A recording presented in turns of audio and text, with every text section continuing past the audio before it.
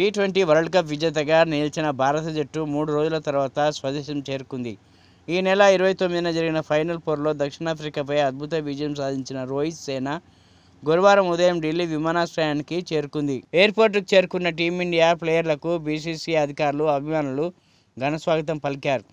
BCCI ఏర్పాటు చేసిన ప్రత్యేక బస్సులో ఆటగాళ్లందరూ ఢిల్లీ ఐటీసీ మౌర్య హోటల్కు వెళ్లారు.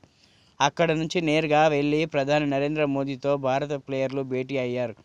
ప్రధానితో కలిసి వారు అల్పాహారం చేశారు. ఈ సందర్భంగా మోదీ ప్రతి క్రికెటర్ వద్దకు వెళ్లి ఆప్యాయంగా పలకరించి అభినందనలు తెలియజేశారు.